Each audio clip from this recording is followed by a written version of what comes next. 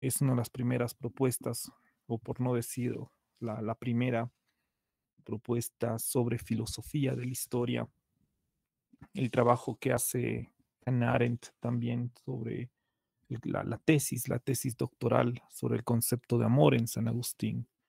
¿No? Ella define el amor al prójimo, la caritas y el appetitus, ¿no? Como tres formas de amor en San Agustín, y también toda la influencia que ha tenido San Agustín en, en la colonia, ¿no? Y cómo muchas de las discusiones llegaron incluso hasta la época de Pascal, ¿no? Cuando se produce esta discusión entre los jesuitas y los dominicos, que prácticamente es una renovación de la discusión muy similar que tuvo San Agustín contra Pelagio, ¿no? Y los pelagianos, del mismo modo que los jesuitas, los pelagianos sostenían, bueno, los pelagianos eran más radicales, pero básicamente sostenían que la salvación podía darse por las obras, ¿no? En cambio, San Agustín negaba tal situación y afirmaba la necesidad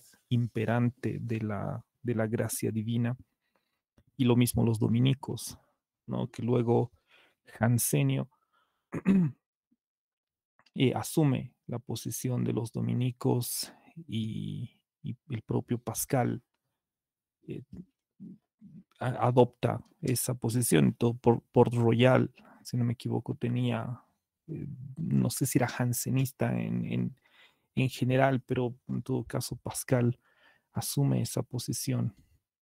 Y bueno, muchos agustinianos que llegaron a América también deja la huella, ¿no? Bastante fuerte de San Agustín. Hay un libro que es muy interesante, que trabaja precisamente aspectos de San Agustín, que se llama La espada y la serpiente, si no me equivoco, de un argentino, que se basa más que todo en las confesiones de San Agustín. A partir de ello va eh,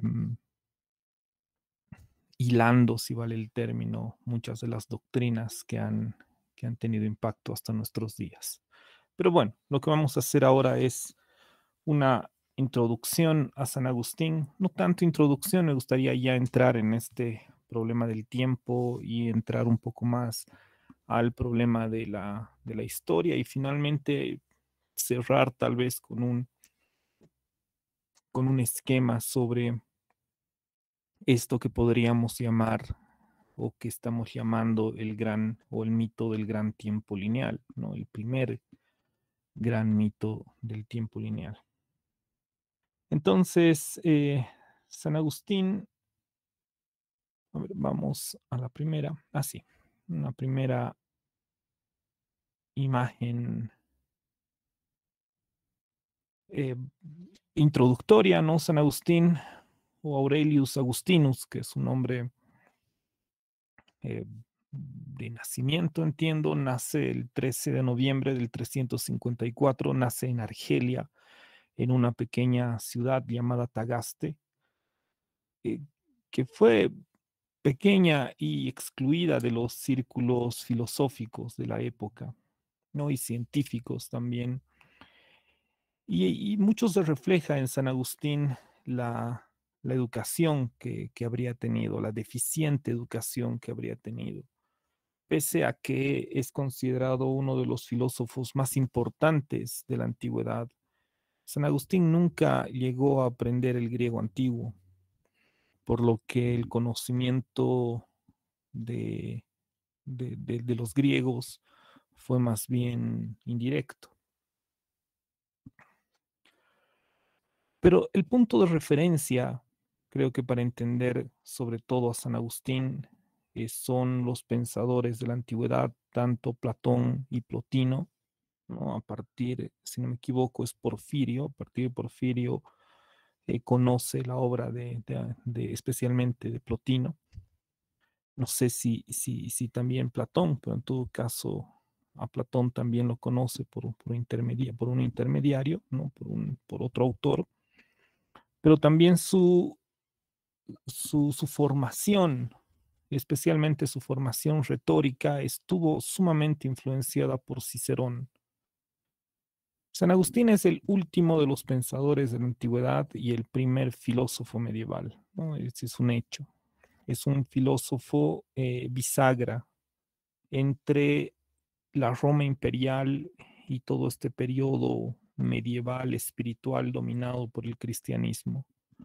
Para Hans Kuhn no hay o no hubo entre Pablo y Lutero en la historia de la cristiandad una figura que haya tenido tal influencia sobre la iglesia y sobre la teología como la figura de San Agustín, como la obra más que la figura de San Agustín.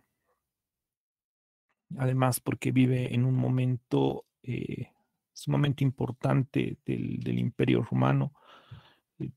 Nace precisamente, perdón, muere precisamente el momento en el que los visigodos comienzan a tomar el imperio.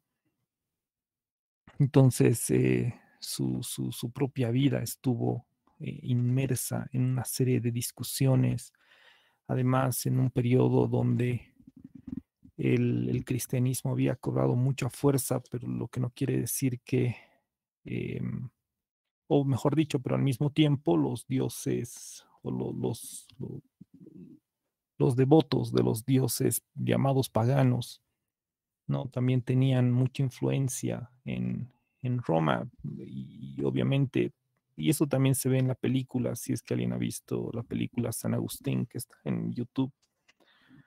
Es interesante, me parece interesante, creo que tocan muchos elementos históricos de la vida y precisamente tratan de mostrar todos estos debates, estas luchas que habían entre las distintas posiciones religiosas. No vamos a entrar, obviamente, a posiblemente dos de sus más grandes influencias, ¿no? Que son el maniqueísmo, se hace maniqueo inicialmente, ni el neoplatonismo, ¿no? Y luego rompe, ¿no? A partir de la relación que tiene con Ambrosio de Milán, ¿no? Perdón, ahora sí. Pero bueno, entremos directamente a esto que quiero que vayamos analizando, que es el tiempo para entrar en la historia y definir cómo San Agustín ha construido su visión del tiempo, ¿no? Marcada por un inicio eh, fundamental que, que es la creación y un final que está marcado por la salvación de los cristianos o la salvación de unos frente a la muerte o la condenación de los otros. No, además, porque San Agustín niega, ¿no?, la existencia del mal em, como una especie de ser ontológico. De hecho, es una suerte de ruptura o es el motivo por el que rompe con el maniqueísmo, porque no podía explicar, según San Agustín, de dónde surgía el mal, ¿no? Si es que era algo existente, algo que estaba dado, ¿no? Para San Agustín el mal es sobre todo no seguir el mandato de Dios, darle la espalda a la voluntad de Dios, podríamos decir. Pero bueno, vamos a entrar en algunos de esos aspectos más adelante. El primer paso, creo yo, para comprender esta filosofía de la historia, este gran tiempo histórico, este gran mito del tiempo histórico lineal en San Agustín, es la diferencia entre el tiempo y la eternidad. La perspectiva creacionista marca la importancia del tiempo, porque Dios es un ser creador, pero no creado. Por lo que de Dios es de quien se desprenden, podríamos decir, las criaturas y todo lo que existe, pero también la temporalidad. Perdón, denme un minuto.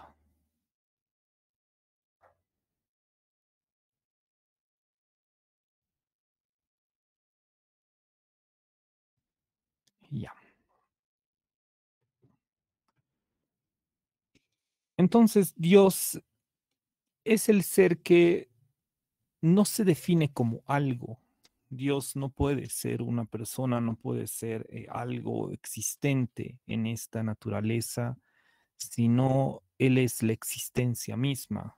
Hay una parte en el Éxodo donde Dios le dice a Moisés, diles que soy el que soy, lo que San Agustín entiende que esta afirmación de que Dios es el que es, se debe a que su esencia no admite ningún tipo de transformación, porque Él mismo no está en el tiempo, no es parte de esta temporalidad, ya que todo lo que está dentro del tiempo, que es obviamente una creación de Dios, se instala dentro de una suerte de transformación constante.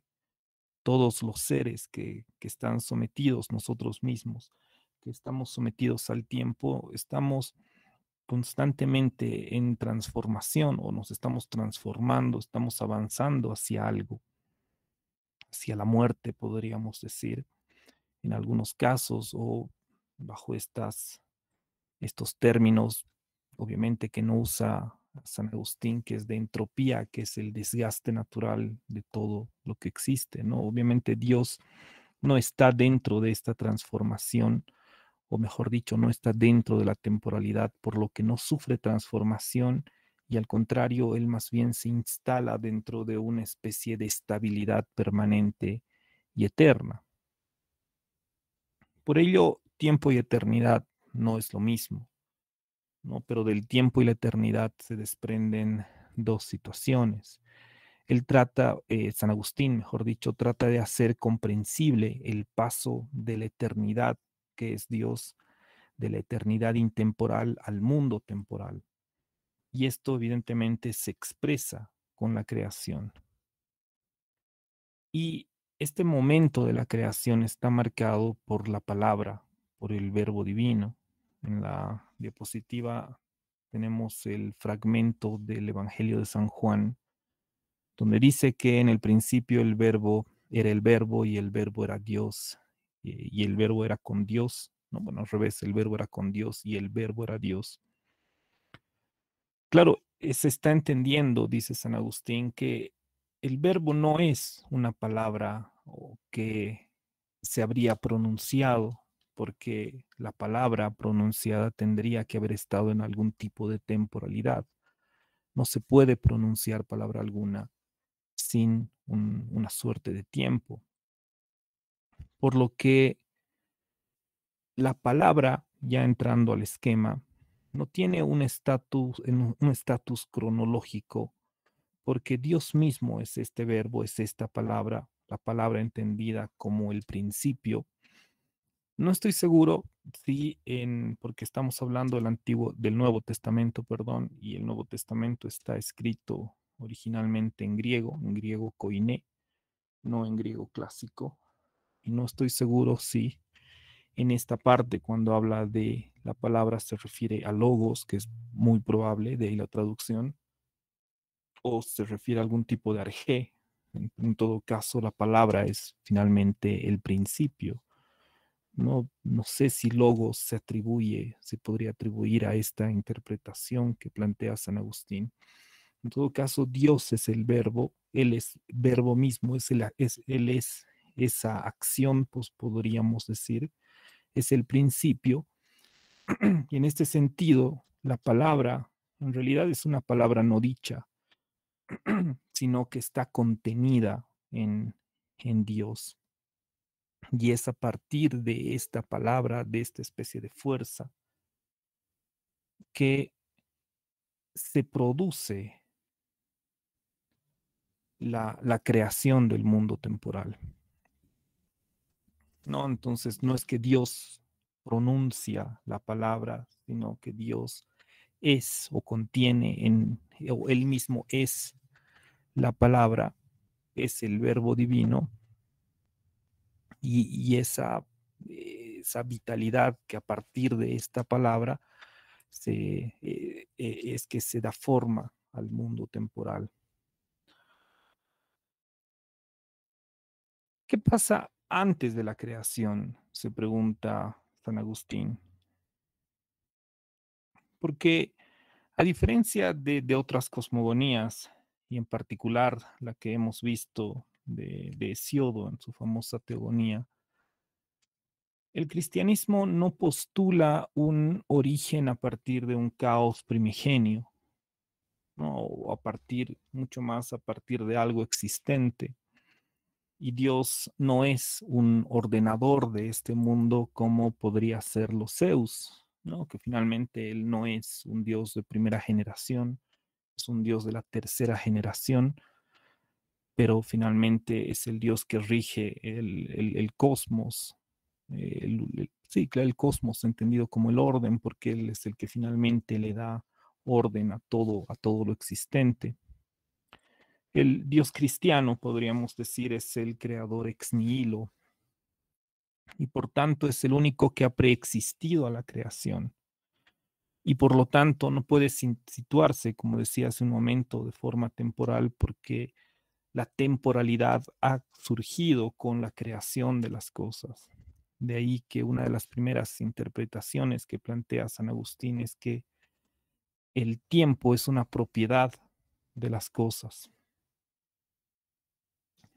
Pero ¿qué pasa con el ser humano? Porque aquí el tiempo, cuando San Agustín en las confesiones habla sobre el tiempo, se refiere, ahora sí, se refiere a una cualidad más que de las cosas del alma misma. De San Agustín sale la idea del tiempo como duración, que es muy distinta de la famosa afirmación de Aristóteles, el tiempo es la medida del movimiento, es decir, el tiempo es movimiento, el tiempo se mide con el movimiento como algo externo, mientras que para San Agustín el tiempo sería parte del alma, eh, sería una cualidad del alma. En el capítulo 14 del libro 11 de las confesiones, San Agustín afirma una de las frases posiblemente más conocidas de su obra y tal vez más importantes en relación al tiempo. Él dice, ¿qué es pues el tiempo? Y voy a empezar a leer desde la cuarta línea, que dice, ¿qué es pues el tiempo? No, leo todo y bueno, luego les voy a pedir que me ayuden. No, dice, no hubo pues tiempo alguno en que tú no hicieses nada, puesto que el mismo tiempo es obra tuya. No está hablando de Dios o con Dios. Más ningún tiempo te puede, te puede ser coeterno, que era una de las preguntas del cuestionario, ¿no? Si el tiempo es coeterno con Dios o el tiempo es una creación de Dios, etcétera, etcétera. Bueno, finalmente el tiempo es una creación de Dios. Y dice, porque tú eres permanente y si permaneciese, no sería tiempo. Y aquí, ¿qué es pues el tiempo? ¿Quién podría explicar esto fácil y brevemente? ¿Quién podrá comprenderlo con el pensamiento para hablar luego de él? Y sin embargo, qué cosa más familiar y conocida mentamos en nuestras conversaciones que en el tiempo. Y cuando hablamos de él, sabemos sin duda qué es, cómo sabemos, cómo sabemos o entendemos lo que es cuando lo oímos pronunciar a otro, qué es pues el tiempo. Si nadie me lo pregunta, lo sé. Perdón, ahí ha habido un error. Quería tapar la parte de abajo. Sí me estaba llamando la atención porque nunca llegaba a la frase. Denme un ratito, ahora lo comparto nuevamente.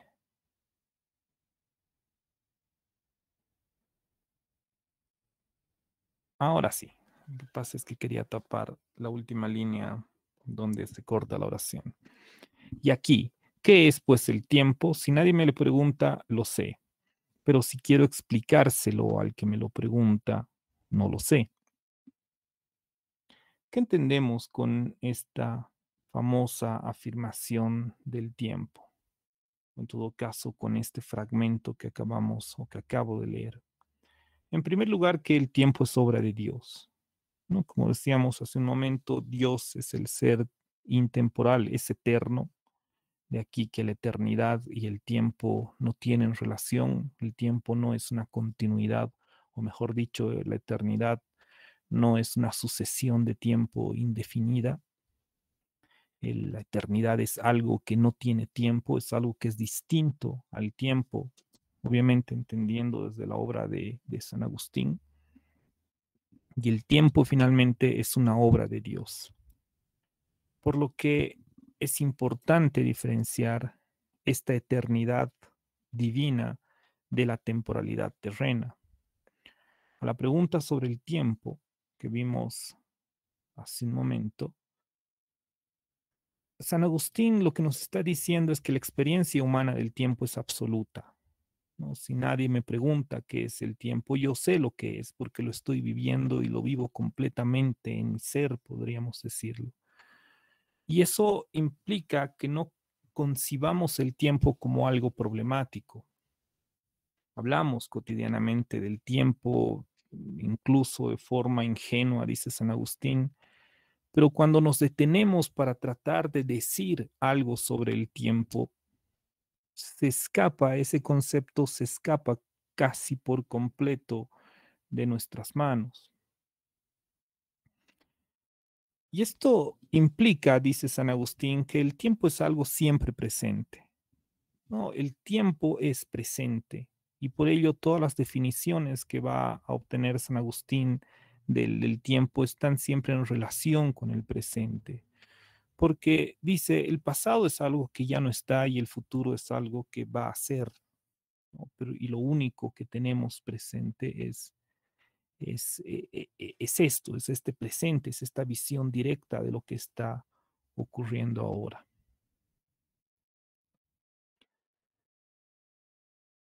Entonces, o en todo caso, no obstante, el tiempo no puede ser más que presente, pero al ser tiempo, el tiempo está atado a un pasado y a un futuro, ¿no? Porque el tiempo es sucesión, es duración en todo caso, porque un eterno presente sería la eternidad. Se supone que Dios, que es eterno, vive en un presente constante, en un presente sin pasado ni futuro. Y por ello no es posible que Dios, lo que decía hace un momento, haya pronunciado una palabra porque la palabra misma está dada en una sucesión, en una duración. En cambio, el tiempo que es presente pero en tanto tiempo está atado a algo que pasó y a algo que pasará. De aquí que vamos a el pasado y el futuro, como San Agustín entiende estos dos elementos que no son propiamente, que han dejado de existir, o en todo caso el pasado ha dejado de existir y el futuro todavía no existe, pero son condiciones fundamentales para entender el tiempo. No solo existe este presente, pero es un presente ligado necesariamente a tanto el pasado y al futuro. Aquí sí les pediría, por favor, que me ayuden en la lectura. La imagen no es la mejor, bueno, es un recorte de uno de los libros, bueno, de las confesiones, pero bueno, no, creo que no había mejor imagen, la letra no es la más clara, ¿no? Pero bueno, estamos, por si acaso, veo que no he colocado el punto, el, mejor dicho, el dato del libro, estamos en el libro 11, ¿no? En el capítulo 18 todavía de las confesiones. Entonces, denme un minuto para abrir las participaciones, aquí están.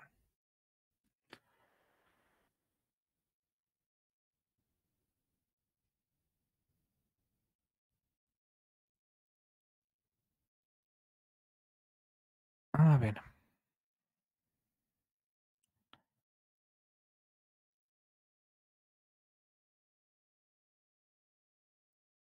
ahora sí. Ok, entonces, ¿quién me ayuda a leer, por favor, este, este fragmento? San Agustín no es el más claro para escribir, pero bueno, ¿Podría leer? sí, por favor. Augusto, te agradezco, por favor. Empieza. Bien. Perfecto. Capítulo 18, 23. Permíteme ir adelante en mi investigación, Señor. Esperanza mía, que no se distraiga mi atención, porque si son las cosas futuras y pretéritas, quiero saber dónde están, lo cual si no puedo todavía, sé al menos que, donde quiera que estén, no son allí futuras o pretéritas, sino presentes, porque si allí son futuras, todavía no son, y si son pretéritas, ya no están allí. Donde quiera pues que estén, cualquiera que ellas sean, no son sino presentes. Cierto que, cuando se refieren a cosas pasadas verdaderas, no son las cosas mismas que han pasado las que se sacan de la memoria, sino las palabras engendradas por sus imágenes, que usando por los sentidos imprimieron en el alma como su huella.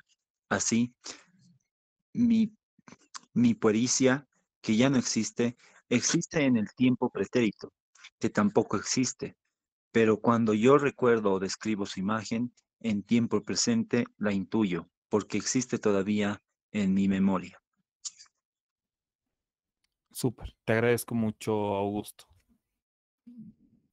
No sé si me puedes hacer algún comentario. Hay mucho de lo que dice San Agustín, hay muchos elementos, pero más o menos a qué se refiere este fragmento. Pues lo vamos a continuar, ¿no? El ahora, donde empieza a hablar del futuro, vamos a ver en la otra diapositiva.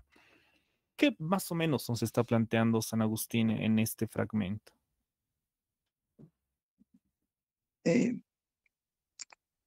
que tanto, que tanto tiempo pretérito, es decir, pasado, Ujú. como futuro, conviven en el presente, porque es a partir del presente el que en el pasado, el pretérito, puede ser. Y el futuro, bueno, el futuro no es todavía. Entonces, cuando se imagina el futuro, se lo está haciendo desde un presente, y cuando se piensa o se rememora el pasado, se lo hace también desde un presente. Entonces, pareciera o intuyo que la condición del tiempo, ya sea futuro o pasado, se da a partir de una hora, ¿no? Que es como la conciencia del humano, ¿no? Exacto, del alma, ¿no? Sobre todo del alma, que lo dirá más adelante. Entonces, te agradezco mucho el comentario. Creo que lo único que voy a hacer es repetir un poco lo que tú has dicho, ¿no? Si nos preguntamos dónde están las cosas futuras y dónde están las cosas pasadas, o dónde está el futuro y el pasado, San Agustín dice algo así: donde quiera que estén, no están allí, ni en el futuro ni en el pasado, están en el presente. El pasado, ¿no?, que dice San Agustín, se compone sobre todo de palabras que son traídas por la memoria, y estas palabras se vuelven en imágenes, ¿no? Y el recuerdo para San Agustín es una especie de imagen que está contenida en la memoria, que se recupera siempre en un presente. No, esto no deja de ser interesante, ya la intuición que tiene San Agustín para la época. Hoy en día los estudios de la memoria, que evidentemente no entienden la recuperación del pasado, claro, pero no en un sentido objetivo.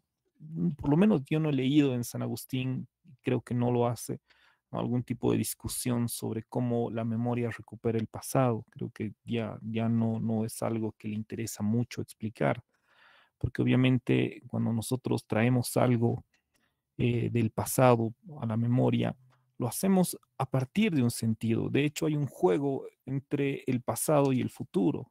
¿no? Cuando tenemos que hablar de nuestra vida, por ejemplo, no lo hacemos simplemente trayendo imágenes del pasado, como dice San Agustín, sino que estas imágenes que recuperamos de nuestro pasado adquieren automáticamente un sentido que está siendo direccionado hacia un futuro, ¿no? La memoria, el recuerdo es, como dice San Agustín, se produce en un presente interrelacionado necesariamente al pasado y al futuro. Es imposible, dicen algunos autores, como el caso de Emilio Lledó, pensar en recuperar algo, algo de la memoria, sin alguna expectativa, ¿no? Algunas veces decía expectativa futura, pero bueno, ya se entiende que toda expectativa es futura, ya sea a mediano, corto o muy largo plazo. Lledó ponía el ejemplo de pensar que la memoria surge solamente por un interés del pasado, es como, no sé, buscar petróleo por buscar petróleo, ¿no? Sin tener una idea de lo que vamos a hacer con el petróleo. Y él dice es exactamente lo mismo el accionar de la memoria, que el pasado siempre está conectado con el futuro. Y es por eso que nosotros tendemos a recordar aquellos acontecimientos que de alguna forma son memorables, es decir, que están retenidos, que esas imágenes, esos recuerdos están retenidos en nuestra memoria, porque los recuperamos para que cobren sentido en un futuro, ya sea más cercano o más lejano. Ahora bien, vamos al caso del futuro. Vamos a conectar esta última palabra que dice ahora con esto. No sé quién me ayuda, por favor, en la lectura de este pequeño fragmento. Yo lo puedo leer. Súper, te agradezco mucho, Alma. Entonces, empezaríamos con ahora, ¿no? Que es la última palabra del otro fragmento, ¿no? Que es la que conecta con este. Ah, y aquí está, ¿no? Es el libro 11, el capítulo 18 del libro 11. Empieza, por favor, Alma. Me dijo que empiece desde ahora. Ahora, sí, es que es la palabra, porque este fragmento está conectado con este, ¿no? Y la última Ujú, palabra acá es ahora, ujú, si es semejante. sí. Ay, perdón. Debo estar recién, no encuentro la hora. No, no, Ah, sí. ay, perdón. Perdón. Estaba buscando una hora, lo siento. Ok, Ya, ahora sí. está ahí al final. Ajá, sí, sí, Ese sí, ahora ahora sí entendí, perdón. conecta con este. Ok. Ya. Ahora sí, es semejante la causa de predecir los futuros, de modo que se presientan las imágenes ya existentes de las cosas que aún no son. Confieso, Dios mío, que no lo sé. Lo que sí sé ciertamente es que nosotros premeditamos muchas veces nuestras futuras acciones y que esta premeditación es presente, no obstante que la acción que premeditamos aún no exista, porque es futura, la cual cuando acometamos y comencemos a poner por obra nuestra premeditación, comenzará entonces a existir, porque entonces será no futura, sino presente. Te agradezco mucho, Alma. De hecho, creo que Augusto y tú han leído mucho mejor que yo, que me he sentido bien atropellado en la primera lectura de ese fragmento. En pocas palabras, que es a lo que ya hemos hablado, incluso Augusto mencionó algo sobre esto del futuro, pero ¿qué nos está planteando San Agustín en este fragmento que es la continuación de lo que vimos anteriormente? Bueno, claramente nos está hablando del tiempo. Entonces, en esta parte, lo que más me llamó la atención es que dice, ¿dónde está? Lo que sí sé ciertamente es que nosotros premeditamos muchas veces nuestras futuras acciones. Entonces, Mm. eso es lo que me llama, porque dice que nosotros vamos premeditando y eso ya, como dice, es presente. Entonces, de cierta forma es como que ya es muy psicológico desde mi punto de vista, porque todo, como dicen, ¿no? Lo que uno ve, luego piensa y luego los pensamientos se convierten en palabras y las palabras en acciones. Entonces, me parece que nos está reflejando un ciclo que luego como es presente y que dice, no obstante que la acción que premeditemos aún no exista, porque es futura, pero el hecho de tan solo pensar en lo que vamos a hacer es que ya sea presente. Entonces es un poco confuso, pero me parece interesante cómo juega con el tiempo. Te agradezco mucho. Tú decías, no sé si en psicología se trabaja de esto, pero bueno, lo mencionaste así. Las palabras se transforman en imágenes y las imágenes en acciones. Sí, más o menos. No sé, yo lo sentía bastante psicológico porque de cierta forma es como un juego de palabras que de cierta forma, por eso como dice, nuestras futuras acciones que están, que ciertamente es que nosotros premeditamos muchas veces nuestras futuras acciones. Ujú. Entonces, lo psicológico en el hecho de que lo premeditamos, pero luego nos dice, no Ah, ya. obstante que la acción que premeditamos aún no exista, porque es futura. Claro, claro, ya te entiendo. Eh, Sí, Sí, me dio. en efecto, el futuro es la capacidad de predecir. Y dice San Agustín, predecimos imágenes, así como el pasado es una recuperación de imágenes. El futuro del mismo modo, nosotros predecimos imágenes, dice San Agustín, que se presienten. Y esta premeditación, que es, como bien decía Alma, ¿no? Un acto presente, se concreta en el futuro. Me vino a la mente esto que decía, ¿no? De las palabras que se vuelven en imágenes y luego en acciones.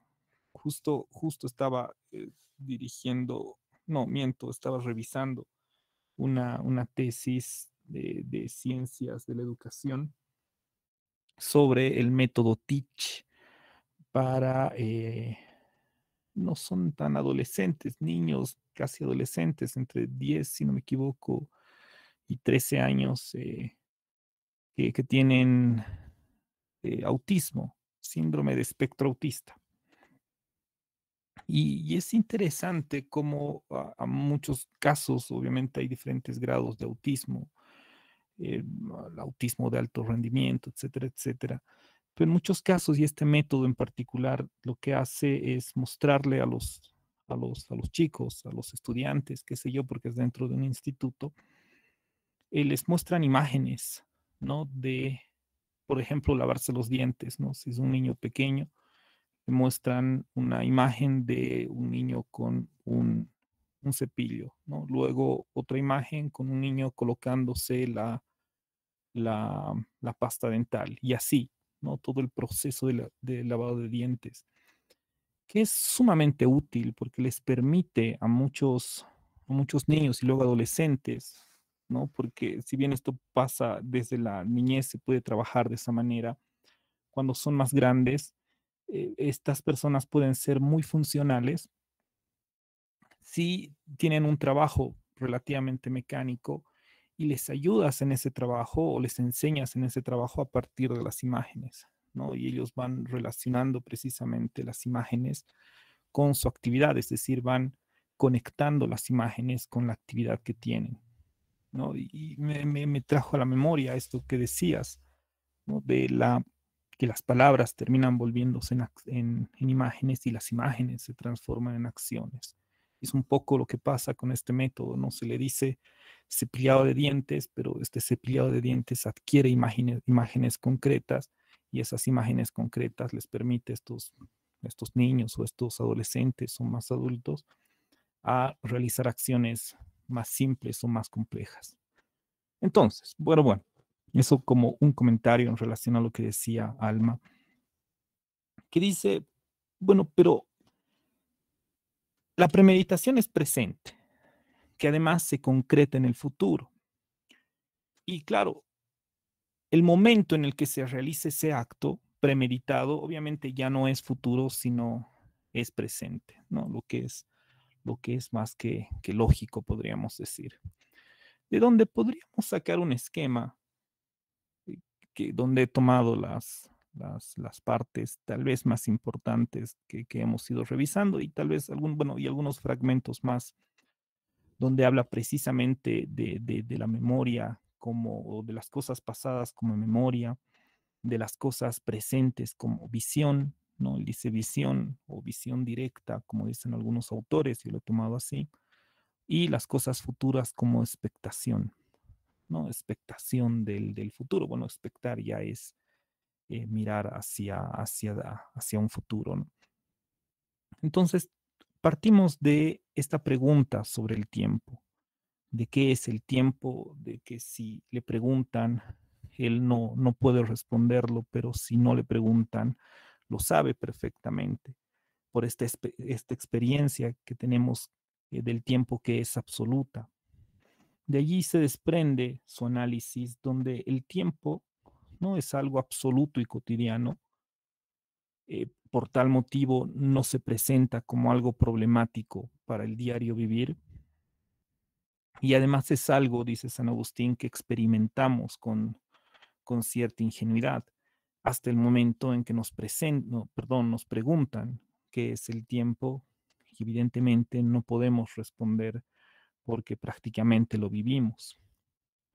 Y este tiempo, como hemos ido viendo en estos fragmentos, tendría tres niveles, ¿no? Un nivel pasado, un nivel presente y un nivel futuro. El tiempo no puede ser solo presente, ¿no? Como habíamos mencionado antes. Si fuera solo presente, si fuera un presente eterno, sería la eternidad. Y la eternidad es solamente de Dios, o en todo caso, Dios es el único eterno. Nuestro presente, que es el, el único tiempo que vivimos, está conectado necesariamente a un pasado y a un futuro, porque el tiempo en este sentido es duración, es una duración de las cosas. Entonces, el pasado es memoria, y dice San Agustín en otro fragmento, ¿no? Como presente del pasado. El presente es una visión directa, lo que estamos viendo en este momento es el presente del presente. En cambio, el presente del pasado es a través de la memoria. Y el futuro es expectativa como presente del futuro, ¿no? Como decíamos antes, como decía Alma, es premeditación. Nosotros premeditamos las cosas que vamos a hacer. Y claro, creo, y por lo menos yo no lo he visto, no lo recuerdo, creo que San Agustín no llega a conectar que este pasado siempre implica cierta premeditación hacia algo futuro. Yo cuando recuerdo algo de mi vida, por ejemplo, lo justifico o en todo caso le doy un sentido que creo que se puede entender casi como lo mismo, le doy un sentido para con una intencionalidad que obviamente es una intencionalidad futura. Y esto no deja de ser interesante en el caso de la memoria. Perdón, ahora sí. No deja de ser interesante en el caso de la memoria, porque obviamente la memoria se construye en función de los sentidos que nosotros le damos a nuestro pasado. Y obviamente los sentidos que le damos a lo largo de nuestra vida a un mismo pasado no son los mismos. Habrá algún tiempo posiblemente que nos enorgullezcamos y algo casi personal, ¿no? De que íbamos, qué sé yo, a muchas fiestas o no sé, éramos muy fiesteros, si vale el término. Y llega un momento, de repente el pasado ya no, ya no tiene ese carácter o ese énfasis, sino tiene el énfasis de que uno se pretende un buen lector o un buen escritor. Y claro, en una misma persona el pasado cambia, ¿no? De hecho, el pasado se transforma porque el pasado siempre se recupera en un determinado presente, pero esta recuperación del pasado en este determinado presente no es posible sin tener una expectativa hacia adelante, ¿no? Para no decir expectativa futura, porque es una redundancia, ¿no? Si todo pasado se recupera con algún tipo de expectativa, con algún tipo de intencionalidad o con algún tipo finalmente de sentido hacia lo que queremos decir, hacia lo que queremos expresar, ¿no? De ahí el ejemplo que decía de Lledó cuando habla sobre el tiempo precisamente.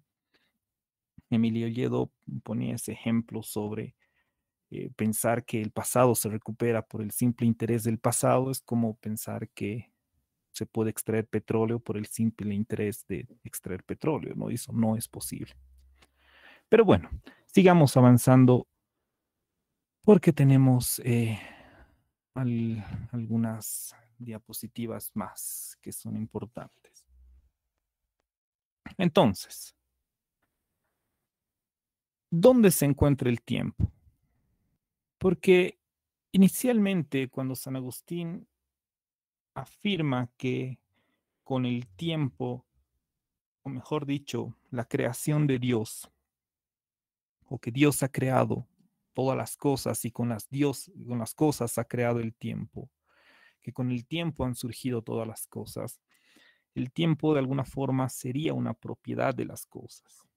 Sin embargo, en el libro 11, en el capítulo 27 del libro 11, San Agustín atribuye el tiempo a una cualidad del alma, ¿no? Pero si vamos a este, a este fragmento, por favor.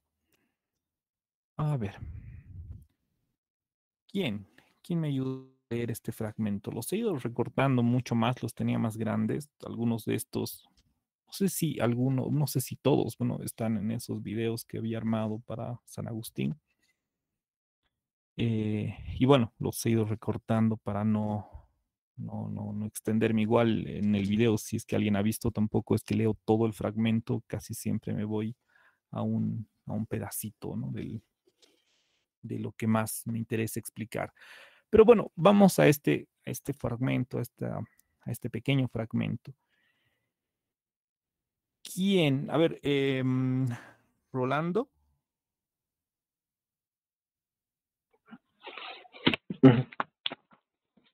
Lo leo, profesor. Súper, te agradezco mucho. Empieza, por favor. En ti, alma mía, mido los tiempos. No quieras perturbarme, que así es, ni quieras perturbarte a ti con algunas turbas de tus afecciones. En ti, repito, mido los tiempos. La afección en ti producen las cosas que pasan y que, aun cuando hayan pasado, permanece en la que yo mido de presente, no las cosas que pasaron para producirla. Esta es la que mido cuando mido los tiempos. Luego o esta es el tiempo o yo no mido el tiempo. Súper, te agradezco mucho. ¿Qué dice más o menos este fragmento? Que la última parte se pone un poco medio trabalenguas, pero qué nos plantea San Agustín en esta pequeña parte?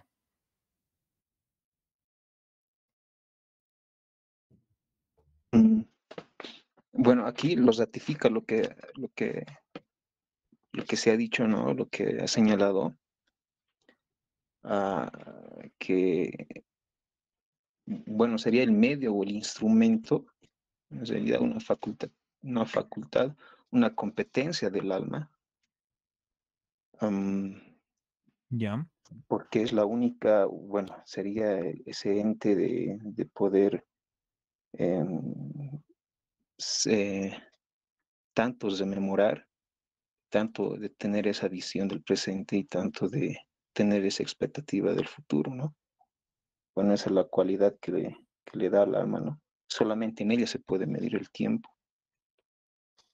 ya, ya.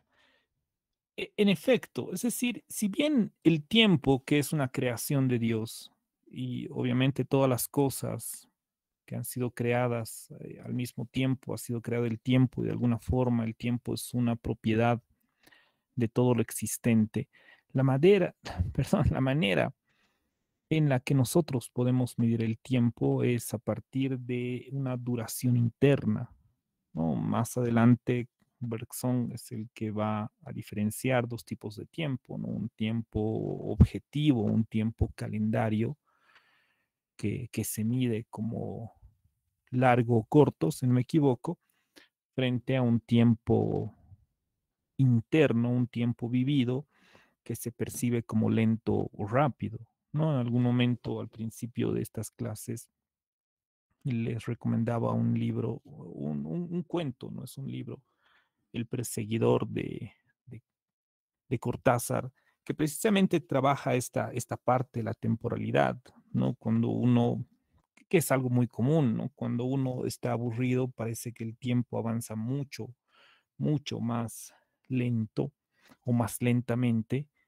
frente a una situación donde uno se siente, no sé, no sé si el término correcto es divertido, qué sé yo, y es cuando el tiempo avanza con mucha mayor velocidad. Y es precisamente de esto que habla San Agustín, de esta medición interna del tiempo.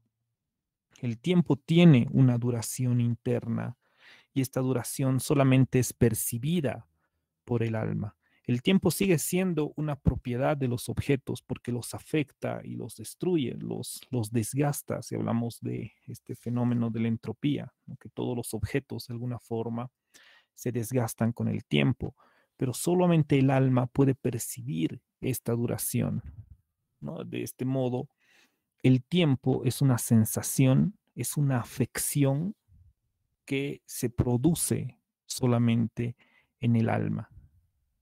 No sé si alguien quería hacer algún comentario, perdón, o... Ok, entonces, a diferencia, como decía, de Aristóteles, ¿no? Que define el tiempo como la medida del tiempo, de la medida del movimiento según el antes y el después, que de alguna forma subordina el tiempo al espacio. En el caso de San Agustín, evidentemente el tiempo es una propiedad de las cosas, pero es solamente el alma que puede sentir el tiempo, la sensación que nosotros tenemos, estas afecciones que se producen en el alma, que el tiempo produce en el alma, son fundamentales para comprender este fenómeno del tiempo y lo que hemos ido mencionando hace un momento, ¿no? De este tiempo presente como visión directa, este tiempo pasado, pero solamente como memoria del pasado, memoria en el presente, es decir, pasado del presente, y este futuro como premeditación de lo que vamos a hacer o de lo que podemos, no sé, suponer tal vez que va a pasar en el futuro, como presente del futuro. ¿Y cómo, entonces, cómo conecta esto con la historia? Y acá ya entramos a el libro de la ciudad de Dios, ¿no? Estamos en el libro 12, en el capítulo 13. Mm, sí, es el capítulo 13 del libro 12 de San Agustín. Si no me equivoco, este fragmento estaba en los fragmentos que les he pasado. Pero bueno, eh, para hablar de historia, evidentemente lo que nos interesa es definir todo este proceso histórico que va a marcar San Agustín, marcado por el tiempo, por una lectura del tiempo. Él inicialmente se enfrenta a los cosmólogos de la antigüedad clásica, quienes habrían sostenido que el tiempo se rige en una suerte de ciclicidad, o mejor dicho, que el mundo transita una ciclicidad. Y muchas de las fases que se han pasado volverían a repetirse en determinados momentos. San Agustín se enfrenta a estas lecturas del tiempo cíclico porque él considera que es incongruente con la naturaleza del alma y con la naturaleza de Dios. Y por ello, San Agustín afirma esto que, bueno, una de las afirmaciones, vamos a ir con un par de citas más para cerrar finalmente en ese esquema del mito del gran tiempo lineal. ¿Qué nos dice en este fragmento? ¿Quién? ¿Quién me ayuda con la lectura? Mm, Puedo leerlo. Samuel, Sí, te agradecería mucho. gracias. Eh, Algunos filósofos del cosmos, al encontrarse con este problema, han creído que no había otra posibilidad de solución más que admitiendo periodos cíclicos de tiempo, en los que la naturaleza quedaría constantemente renovada y repetida en todos sus seres. De esta manera, los siglos tendrían un fluir incesante y circular de ida y vuelta, sea que estos ciclos tienen lugar en un mundo permanente, sea que a intervalos fijos desde el nacimiento a la muerte. El mundo presenta las mismas cosas como si fueran nuevas, a veces pasadas, a veces futuras. De este juego burlesco no puede escapar el alma inmortal, aunque hubiere conseguido ya la sabiduría. Iría sin cesar camino de una falsa felicidad, volviendo sin cesar camino de una verdadera miseria. ¿Cómo se va a Súper. dar auténtica felicidad cuando no? Bueno, sí. Ahí corta el fragmento. Te agradezco mucho, Samuel. Samuel, ¿qué nos está planteando San Agustín en este fragmento? Mm, Aquí está expresando eh, el hecho que él posiblemente luego va a confrontarlo o desvirtuarlo. Eh, Habría un pasado, habría un presente y habría un futuro, y esto se repetiría, Mm, algo con el que él no va a estar no va a estar de acuerdo, por lo que ya hemos visto hace rato. Entonces él va a contraponer lo que él está pensando a este hecho, ¿no? Eso es lo que está haciendo en este momento.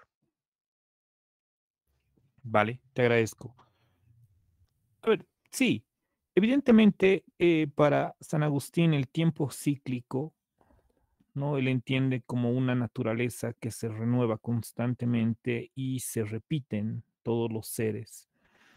Sin embargo, el alma que es inmortal, que aquí entra, no sé, en una discusión, claro, entiendo por dónde va, ¿no? Pero el alma también puede morir, como hemos leído en los fragmentos, ¿no? Existen dos muertes para San Agustín, la muerte del cuerpo y la muerte del alma, ¿no? Cuando el alma abandona el cuerpo, muere el cuerpo, y cuando Dios abandona el alma, muere el alma.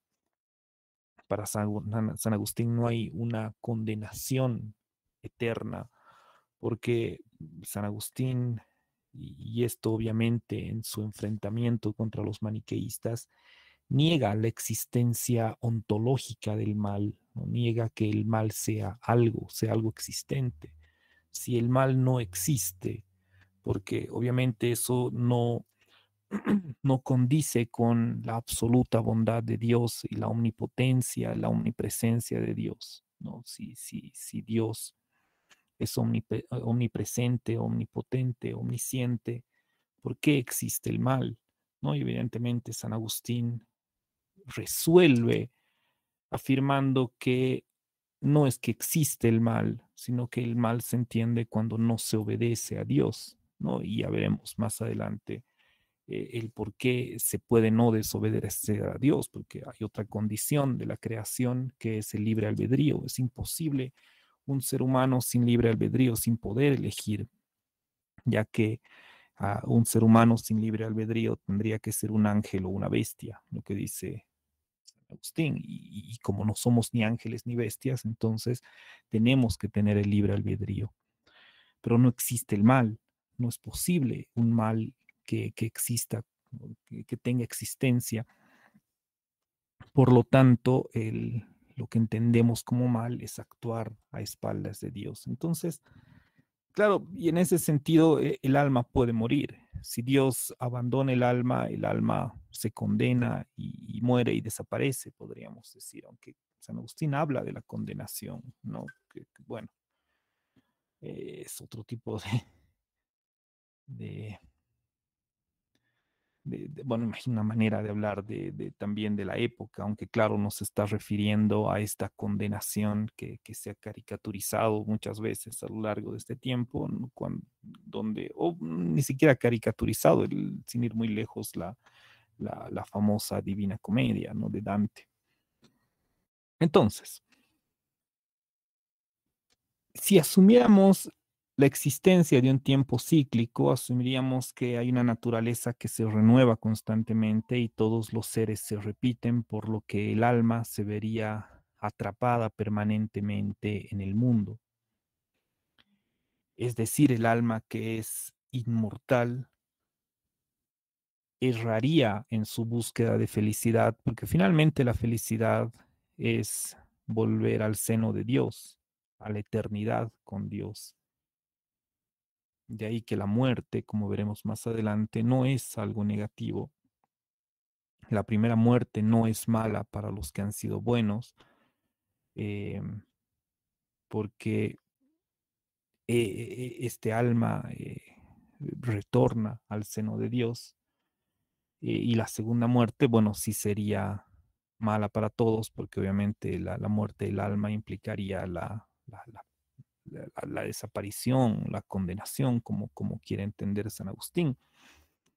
Entonces, si la felicidad está en el retorno al seno de Dios, obviamente el vivir en un mundo cíclico, asumir la ciclicidad del tiempo implicaría un alma que constantemente busque la felicidad, tratando de encontrarla en el mundo terrenal de manera permanente y por lo tanto, la última parte donde dice San Agustín, no iría sin cesar camino de una falsa felicidad, porque le está buscando en la tierra, volviendo sin cesar camino de una verdadera miseria, ¿no? Que esa, me imagino, sería para San Agustín una especie de condenación eterna, el permanecer constantemente en la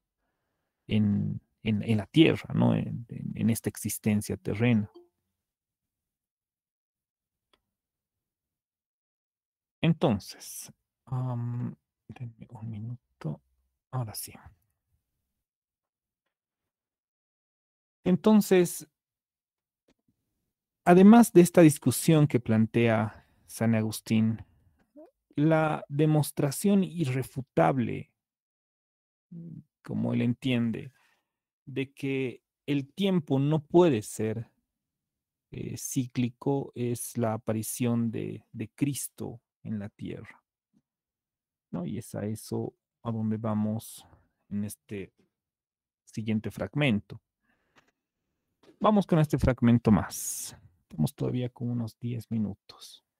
Porque de aquí, sí, ya estamos igual cerrando. Nos faltaría hablar un poco de la doctrina de la gracia, que me parece fundamental para entender esta parte de transición, el porqué del libre albedrío, el porqué de la inexistencia del mal, o sea, inexistencia en el sentido de que el mal no puede darse como algo existente, no es algo, sino es una ausencia de, y finalmente el esquema que a partir de todos estos elementos estamos armando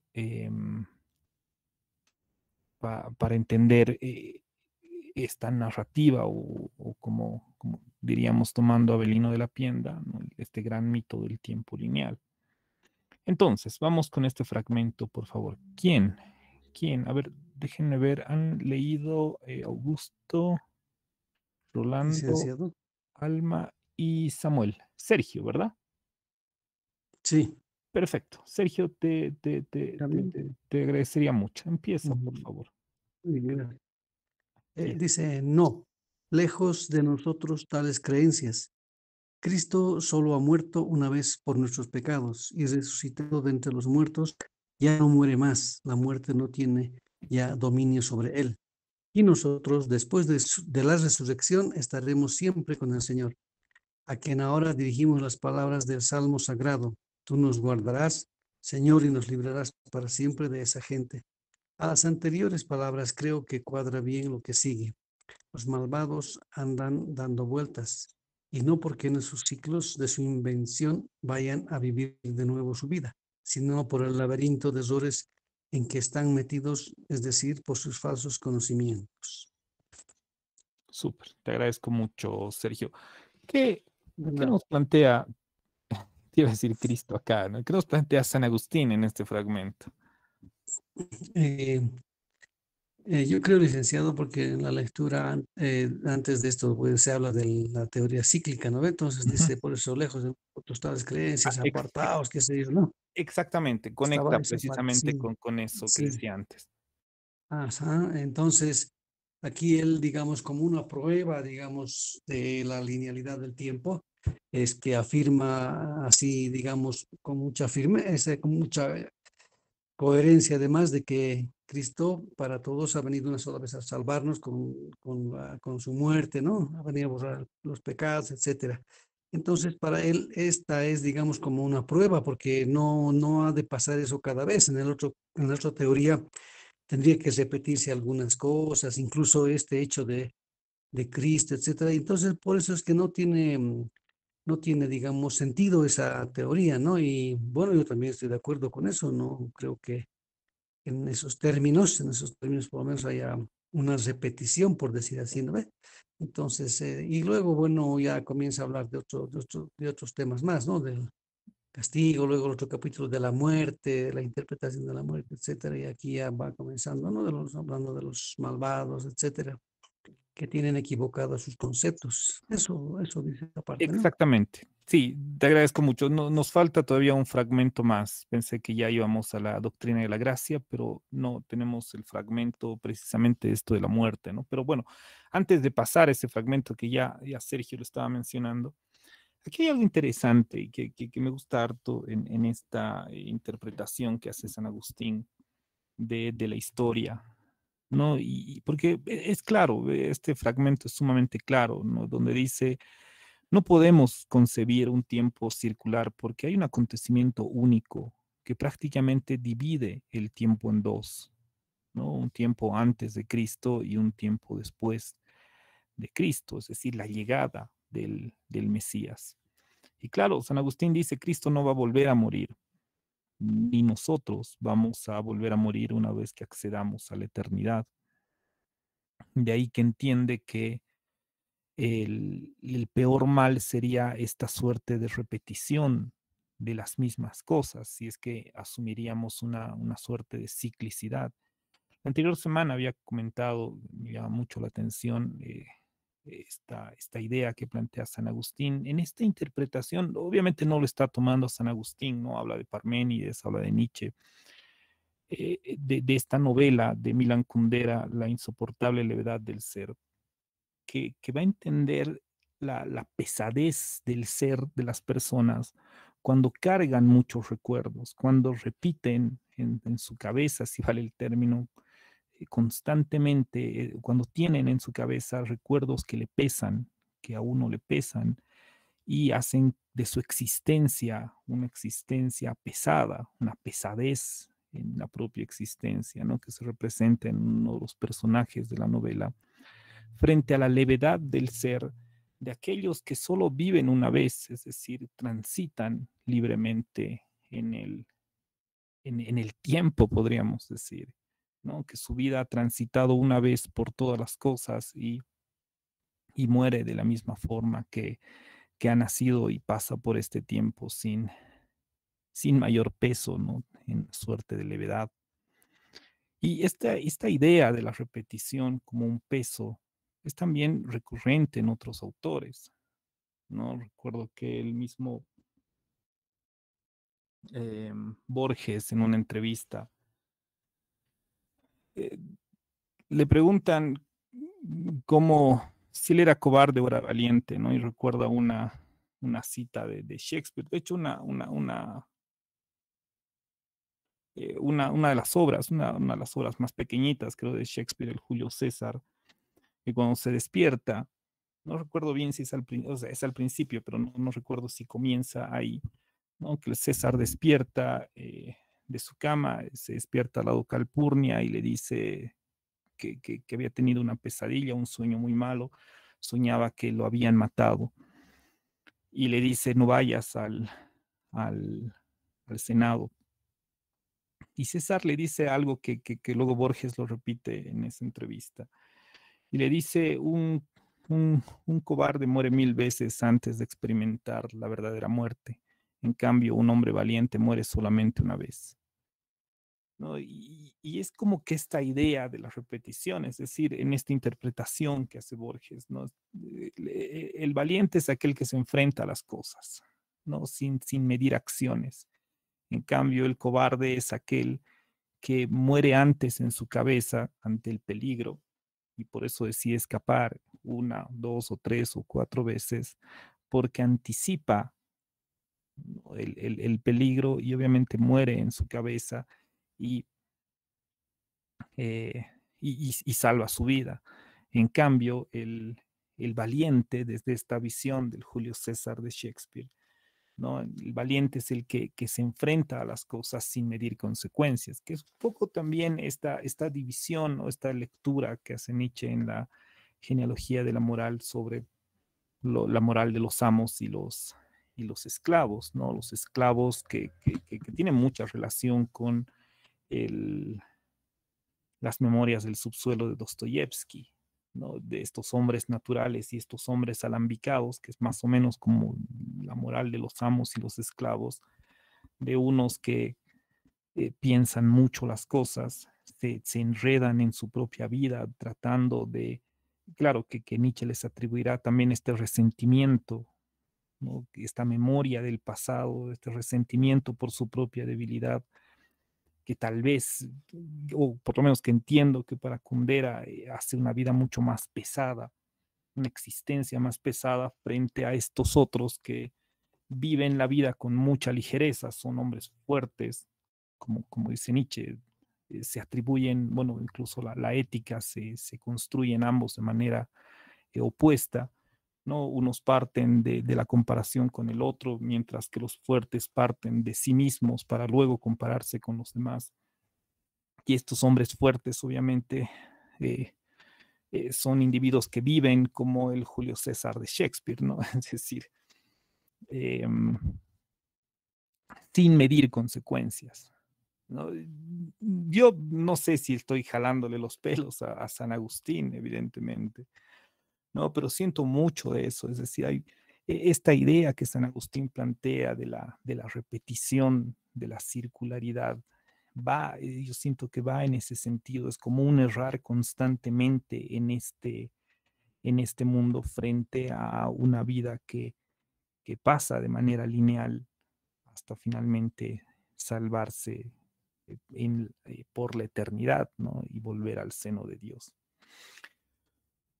Estamos a un minuto, quería que nos demos unos 5 minutos si es que alguien tiene algún comentario, porque finalmente, pues, más allá que hayan o no hayan leído a San Agustín, el cristianismo es algo muy presente en nosotros, ¿no? Y evidentemente mucho de San Agustín ha llegado a nosotros y ha tenido una incidencia muy fuerte.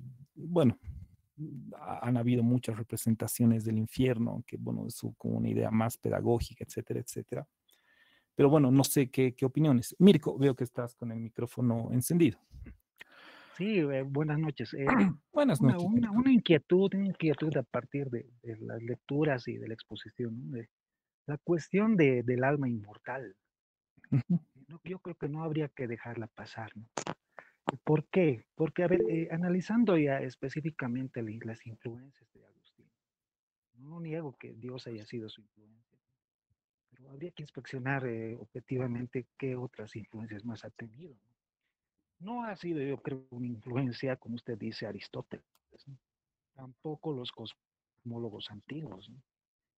Tampoco parece que ni los propios patrísticos, ¿no? Orígenes, Lactancio, Ambrosio, han hablado sobre el tiempo de la manera que lo hizo Agustín.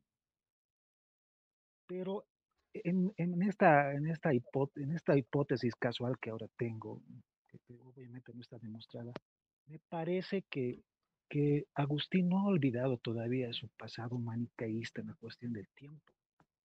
¿Por qué? Bueno, aquí hay un problema previo, ¿no? Porque hay que ver el origen del maniqueísmo como problema también. Porque si bien Agustín lo veía como una herejía cristiana, Mm. También se tenía la concepción en ese momento de que era un helenismo, ¿no? Una filosofía griega, ¿no? Una especie de filosofía griega del conocimiento como gnosis, ¿no? Y en el fondo no se sabía en ese momento estrictamente que Maní, el profeta del maniqueísmo, era un reformador del zoroastrismo, es decir, de una religión persa, Sí, ¿no? exactamente. Excelente religión persa donde se tenía la fuerza como una virtud del alma, precisamente.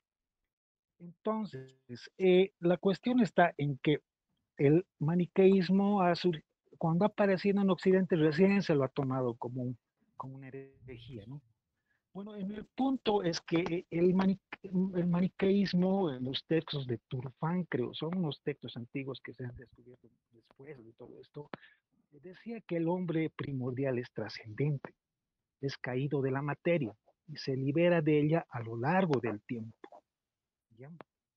Entonces, había también un dualismo implícito, es decir, Dios, alma, conocimiento respecto a lo que era la materia, el sujeto y el demiurgo que lo ataba a esta materia. ¿Cómo se libera de la esclavitud, si se quiere, de la materia? Se lo hace a través del tiempo con un autoconocimiento, con una gnosis. Es como una especie de terapia, ¿no? Como una especie de Ujú, terapia ascética ujú, para alcanzar el conocimiento del alma, conociéndose a uno mismo, ¿no? Entonces, así el hombre escapa de la materia por el tiempo y alcanza el alma inmortal que es divina, ¿no? Entonces, si se ve esta concepción, vemos que aquí hay también una concepción del tiempo sujeta a la búsqueda del alma y a la escapatoria del corpóreo, es decir, de la materia. Entonces, me parece que el alma inmortal, Agustín, yo creo que se refiere a esa alma, al alma divina. Y esto tiene influencias maniqueístas, ¿no?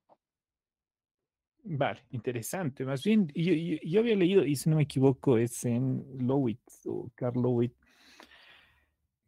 más que todo esta inmortalidad del alma sería una influencia y prácticamente nuestra dualidad alma-cuerpo habría sido sobre todo la influencia neoplatónica, ¿no? Más fuerte en San Agustín. Pero esto que dices, ¿no? De este circular, de este vivir, no sé si decir bajo un tiempo cíclico, pero donde también es posible una liberación, ¿no? Terrena.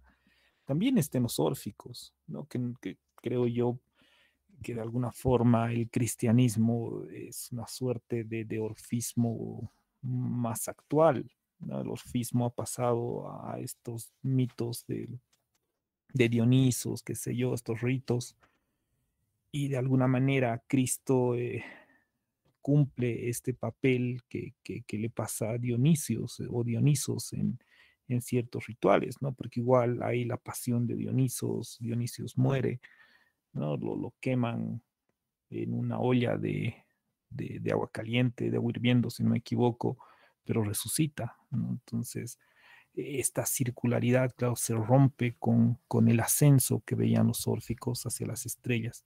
Pero, a ver, vamos con Sergio, pero ya estamos a 5 minutos. Sergio, dime, por favor. Buenas noches, licenciada. Buenas noches. Yo tenía 4 puntos que compartir. A ver, voy a tratar de llegar a los 4 lo más breve Súper. O posible. si tienes dos, porque como vamos a continuar la siguiente, puedes ir conectando tal vez con lo de la gracia divina y eso. No quiero desmerecer la explicación que va a dar sobre la gracia y de cómo el alma llega a eso. Bueno, en el primer punto era sobre la propedéutica de las imágenes, que me pareció muy interesante cómo usted lo estaba desarrollando, o la forma de orientar con las imágenes. Pero me vino a la idea de que eso ya es un método antiguo de la época escolástica o medieval, donde los cuadros que se pintaban en ese entonces, tanto en el renacentismo como en otros, eran cuadros referidos más que todo a ese toque de la Iglesia Católica Ortodoxa Romana Apostólica, ¿no? Centrado más en enfocar y alinear a las personas de esa época, a la piedad, al dolor, al lamento, a la misericordia y todo eso, ¿no? Una forma de educar también a esa sociedad. No es nada raro que casi la mayoría de las cosas que se hacen en la ciencia son como se puede decir, de secuelas del catolicismo o secuelas de ese cristianismo. Como Mm, segundo punto, al respecto de la palabra eternidad, la imagen que usted mostraba de la linealidad del tiempo, y seguimos manejando la palabra eternidad sin conocerla aún, ¿no? Teniéndolo solamente como abstracto. ¿Por qué digo eso? Porque aunque San Agustín pueda repetir 1000 veces que Dios es eterno, no hay un referente de la palabra eternidad como tal en este planeta o en esta tierra para que podamos decir nosotros qué es eterno, ¿no? No hay un referente astronómico, cosmológico antiguo que pueda decirnos igual esa palabra. Hasta ahora los científicos siguen debatiendo si esa palabra es correcta o no. Me refiero a los científicos cuánticos. Y para entrar a ese tercer punto, quería encadenarlo con lo que usted decía, medir el tiempo. ¿Es posible medir el tiempo? O sea, ¿dónde empezaría, dónde acabaría? Yo creo que San Agustín solamente se refiere metafóricamente o convenientemente que hay un antes y hay un después, convenientemente para la gracia, por supuesto que para la gracia. El Antiguo Testamento de los hebreos, de los judíos, una ley oprimiente al alma humana, oprimiente al cumplimiento de la salvación humana, los 10 mandamientos y las otras leyes de Moisés, son totalmente imposible de cumplirse. Entonces, la salvación que viene por Cristo, el después ya es muy apremiante para la salvación, muy apremiante para la liberación de esas personas que han de creer. Y ese es el término utilizado por el catolicismo, ¿no? Hasta ahora seguimos utilizando la palabra, estamos antes de Cristo, o se quiere fechar las cosas con antes de Cristo, entonces Cristo y después de Cristo, ¿no? Entonces la palabra pasado, presente, futuro creo que queda relegada a un ámbito oportunista, por decirlo así, de la religión de ese entonces. Y como cuarto punto, el último, si es que me alcanza, es acerca de que en la parte que había leído uno de los compañeros, cuando San Agustín habla sobre, oh alma mía, el tiempo es esto, es otro, más no creo que se refiera al paso del tiempo natural, sino más que todo, pues que se refiere a la vitalidad del ser humano, a esa madurez del alma, a ese paso del alma, a esa pérdida, ¿no? Como nosotros decimos, a esta persona ya le pasó el tiempo, o a estas cosas ya maduró así, ¿no? A un desgaste del tiempo, a un desgaste propio del tiempo.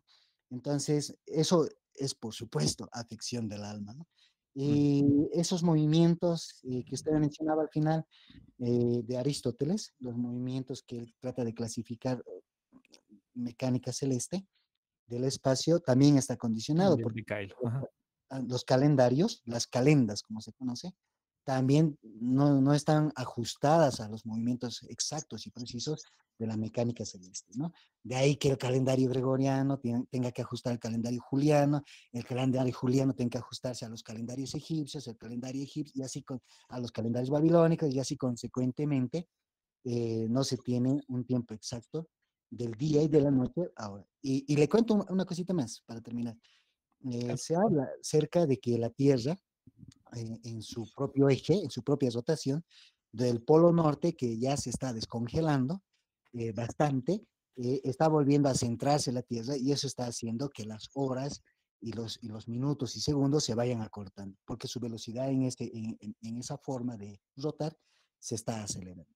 Entonces, imagínense eso en referencia a la rotación con el sistema solar. O sea, son tiempos distintos.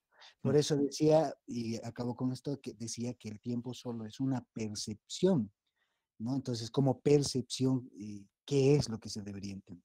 Le agradezco mucho. No, a ti más bien, Sergio. No, igual a Mirko por el comentario. Ya, no voy a tratar de ir por un lado y otro de los puntos que has dicho. Lo dejemos acá. La próxima clase vamos a continuar con San Agustín para cerrar esta última parte. Y yo creo que entramos con el último autor. Les voy a pasar el texto de Augusto Comte, texto mucho más claro, mucho más puntual. Y creo que no, Comte no merece mucha más explicación de lo que vamos a leer, no va a ser mucho, son los cursos sobre la filosofía positiva. Les voy a pasar, por favor, hasta mañana el texto, les voy a decir lo que vamos a leer para el último control de lectura y ya con eso vamos a ir cerrando esta última parte. A ver si nos damos un tiempo más para hablar algo del tiempo, de este tiempo cíclico que llama Esterman relacionado al mundo andino, ¿no? De todas formas, creo que tengo escaneado el texto de Esterman, se los voy a pasar, creo que eso no lo he subido todavía al Drive, pero bueno, ya vamos cerrando en estas semanas los últimos puntos de la materia. Bien, les agradezco mucho por haber participado, quienes lo han hecho, les agradezco mucho por los comentarios y las interpretaciones que han hecho de los fragmentos. Que les vaya muy bien, nos vemos el día martes, que tengan un buen fin de semana. Hasta Buenas luego. noches, licenciado. Buenas noches. Luego. Hasta luego. Buenas noches, hasta luego.